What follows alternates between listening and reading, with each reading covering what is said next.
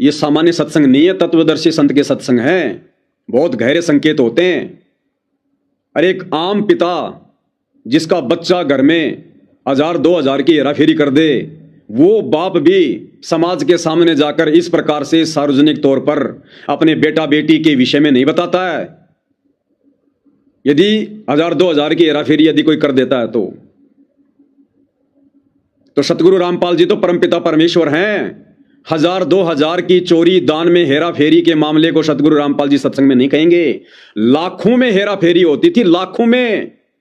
सतगुरु इनको समझा समझा के भी दुखी हो गए थे, लेकिन ये लोग नहीं मानते थे, क्योंकि ये संत रामपाल जी को आम संत की तरह ट्रीट करते हैं, आम संत की बाती।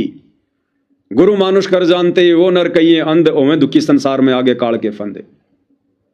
कई लाखों में ठगी होती थी, चोरी होती थी।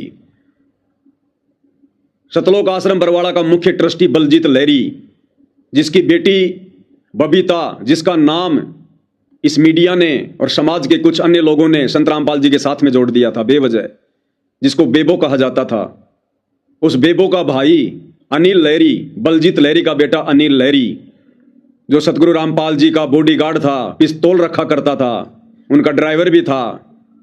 कई लाखों में उसने दान पेटी से पैसों की चोरी की, कई लाखों से। कई बार उसको सतलोक आश्रम बरवाड़ा के मेन गेट पर उसको पकड़ा गया, आश्रम से बाहर पैसे ले जाते हुए। कई बार, एक बार दुखी होकर उसके पिता ने, बलजीत लहरी ने, संत रामपाल जी के सामने जाकर 1-1.5 लाख रुपए देने चाहे कि गुरुदेव ये कुछ पैसे हैं। तो गुरुदेव ने कहा कि भाई ये क्यों? तो बलजीत ने कहा जी वो लड़का जो थोड़ी बहुत हेरा फेरी। तो गुरुदेव ने कहा कि जेब में डाल ले इन पैसों को, बेटा तुम्हारे से तो कई लाखों का हिसाब लेना, कई लाखों का। भाई और बहनों, मैं इस घटना को मजाक में ले सकता था, हो सकता है किसी भगत ने बोल दिया होगा, लेकिन जब ये पवन दास 2022 दिसंबर में हिसार जेल में गया 420 के झूठे मुकदमे में, जो झूठा मुकदमा इन लोगों ने सतगुरु रामपाल जी को अपना जैसा आम व्यक्ति समझकर मुझ पवन दास के ऊपर करवाया, वो मेरी परीक्षा थी।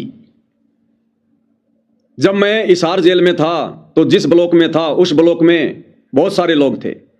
एक लड़का वो बरवाड़ा के खरक पुनिया गांव का था, उसका नाम था प्रदीप पुनिया, जिसका दारू का ठेका था। जब उसको पता चला कि ये पवन दास ये संत रामपाल जी का भगत है, तो मेरे से बातचीत करने लगा और मेरे से कहा कि तू उसको अनिल लहरी को जानता है क्या? तो मैं तो जानता था, क्योंकि बरवाला कांड के बाद संत रामपाल जी का जो सांसारिक रूप में जो दामाद है संजय खानपुर वाला, जो वर्तमान में हिसार जेल में है, वो संजय खानपुर वाला जो मंजू का पति है, संजय खानपुर वाला, ये बलजीत लहरी का बेटा अनिल लहरी, ये दोनों भगोड़े थे। और राजस्थान के स्टेट कोऑर्डिनेटर प्रकाश माली के साथ जयपुर में मेरे घर पर आए। उस समय मैं मैनेजमेंट के खिलाफ वीडियो बनाया करता था, 2015 लास्ट की बात है।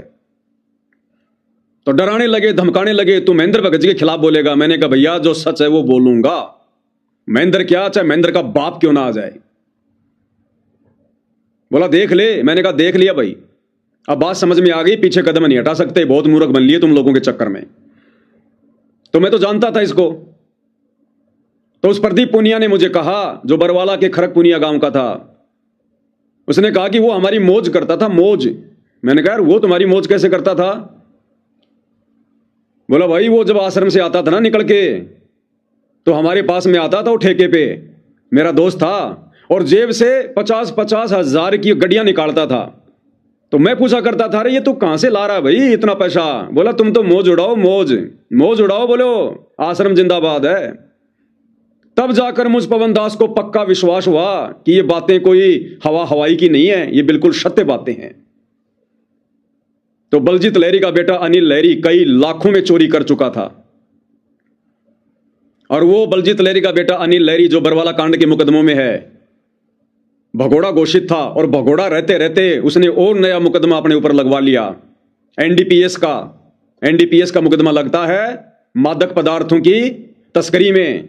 10 क्विंटल गांजे के साथ में पुलिस ने पकड़ा, 10 क्विंटल गांजे के साथ में। गांजा तो पकड़ा गया लेकिन वो भाग गया। एनडीपीएस का मुकदमा लग रहा है वर्तमान में उसके ऊपर, जो गुरुजी का ड्राइवर था, गुरुजी का बॉडीगार्ड था, जिसको सारनाम प्राप्त था, जो बलजीत का बेटा था, जो लोग 24 घंटे गुरु जी की शरण में, गुरु जी के चरणों में, आश्रम में रहा करते थे, बरवाला कांड के बाद में नशे का कारोबार 10 क्विंटल गांजे के साथ पकड़ा गया। नादान संगत वालों, आंखें खोलो, भक्तों के घर बहुत दूर हैं, अभी बहुत दूर हैं। ये तो गंदगी थी, गंदगी। ये सतगुरु रामपाल जी का परिवार, उनके रिश्तेदार, ये कोऑर्डिनेटर, ये तो गंदगी है, गंदगी। जिस गंदगी को साफ करते करते बरवाला कांड में सतगुरु रामपाल जी के दामन पर भी छींटे लग गए, बदनामी के दाग लग गए। और तुम इन लोगों को परम भगत समझ के इनकी चापलूसी कर रहे हो, इनके आदेशों को फॉलो कर रहे हो। सूखे मरोगे, सूखे, बचाने वाला नहीं है कोई धरती पर। तो कई लाखों में ठगी किया करते थे। और सबसे बड़ा प्रमाण तो आपने सतगुरु रामपाल जी के मुख कमल से सुनी लिया है। सतगुरु संकेती करता है, शब्द सैन सतगुरु की पहचान है, पावे अटल सुहाग रे।